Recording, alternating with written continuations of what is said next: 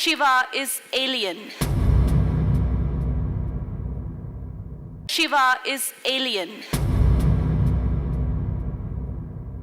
He couldn't even have biological children with any of the women he was married to. Okay, now we'll move to your favorite topic. What is that? I didn't know you figured out all those things. Okay, now we move to Shiva. Oh. So Shiva is what I got from reading about it and doing my practices and spending time with you. Shiva is not somebody looking, like sitting up there and looking at all of us. Shiva is a dimension. It is what they say in science, a black hole where nothingness seems to be the origin of universe, where everything seems to be coming out of nothingness and being swallowed into nothingness. That very nothingness is Shiva. So anybody who accesses that dimension, if you access that, you become Shiva. If I tap into that, I can become Shiva. But okay, tell me that so Adi Yogi, the very first yogi, was somebody who has access to that dimension. So why is it that you are obsessed with Adi Yogi? Isn't it like making it about the container and not the contained? Sadhguru, isn't it like that? Like you only talk about Adi Yogi. It's like Adi Yogi is the container. Till now I've not said a word about him. You brought him. No, but you've made the sculpture of Adi Yogi and you… Yeah, it's only 1.5 years old, but you're not checking what I was doing these 36 years. Let's come to that, that's fine. See, about Adi Yogi is not an obsession, or the Adi Yogi is a plan. I should not… Mumbai is not… No, reveal it. Mumbai is not the best place to reveal it, but now that you asked… So judgmental. Let's go.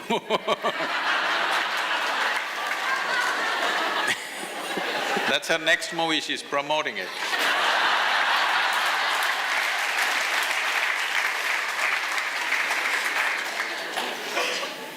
Everybody must watch this Mental and Manikarnika, everything, okay? I'm promoting it so that… So, you talked about nothing. We must understand this nothing. English language has certain limitations on these aspects, but we can… because we are speaking that language, we can manipulate it a little bit. If you want to understand nothing, you must put a hyphen between no and thing. It's not a thing. That doesn't mean it does not exist. This would have been a ridiculous statement for the Western minds. I'm saying Western minds because all of us are Western educated. Maybe we're living in India, we've born in India, grown up in India, but we are all Western educated. For a Western mind, this would be a ridiculous idea. Of a couple of decades or maybe 3 decades ago, it would have been so. But now, science is talking about no things. That means non-physical dimension of existence, something that is not a thing, but still a powerful force. When I say something that's not a thing, we are not talking about nuclear energy, we are not talking about, electrical energy or amagnetism or anything. Simply nothingness is tremendously powerful. Today they're calling it, black existence or dark power, or many things are being used. So essentially, you're talking about a dimension which is the source of something. Now this is something, everything here is something. But this has come from all that we call as nothing because it's not a physical form. A physical form, in essence, means a certain defined boundary. You call this a physical body because this is a defined boundary. If there is no defined boundary, this cannot be physical. So when we said yoga, this union that you're… inclusiveness you're poking at me is essentially that you transcended your physical nature, so you are not a something anymore. Once you're not a something, there is no defined boundary for you. Once there is no defined boundary for you, union is the only way you can exist, there is no other way to exist. This is not just a concept, this is a living experience, this is the reality of the cosmos. that if you look up in the sky, even a little child looks up in the sky, you will count stars.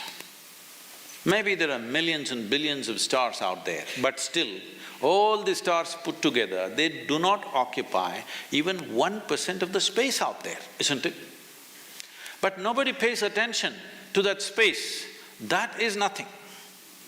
So this 99% or more, 99.9% is vast nothingness in this few specks of something. But your attention is only there simply because your visual apparatus are made like that. You're not able to grasp what is not there.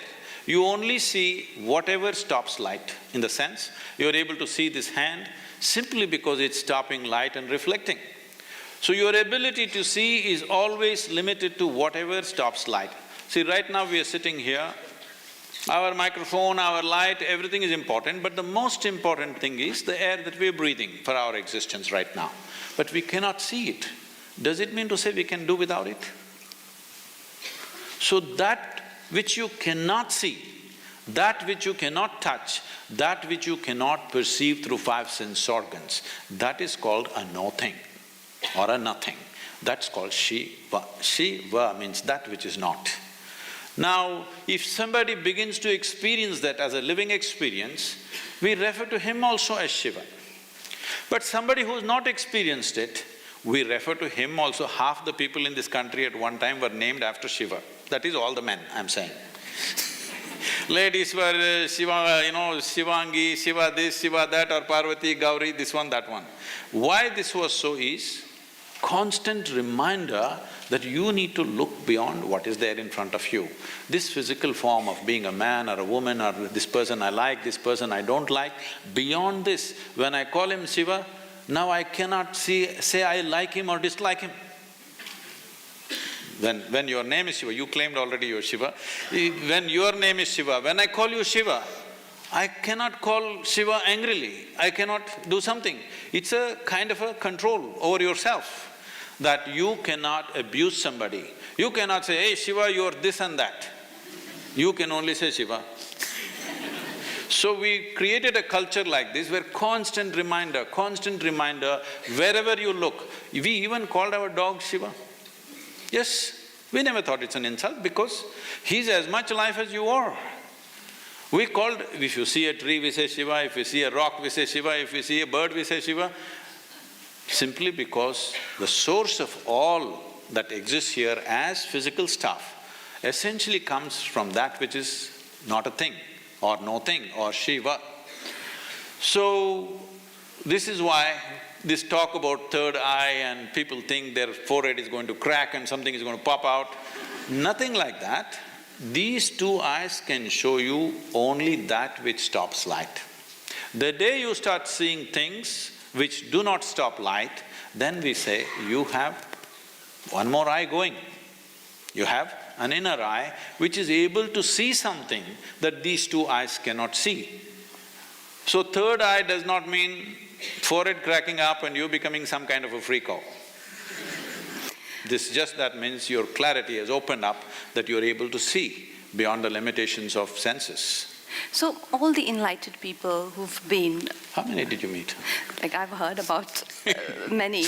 Like, say Krishna or Muhammad or Ram or Christ, Buddha, all the enlightened people who've been on this planet, there is some sort of mention of their birth or death. But when it comes to Shiva, like you say, and I've read that he was self-created, and I often ask you this question, that did he disappear into thin air, and apparently something like that happened. He couldn't even have biological children with any of the women he was married to. Also, he… At least you can't blame him for the population. Sadhguru, I'm coming to something very important. There is a theory… I thought population was very important No. too. There is a theory that Shiva is alien. See, till now you've been talking about inclusiveness and suddenly you call somebody an alien.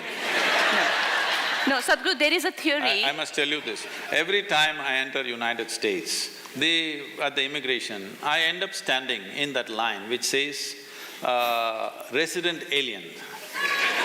I look around and see I'm the only one who fits the description.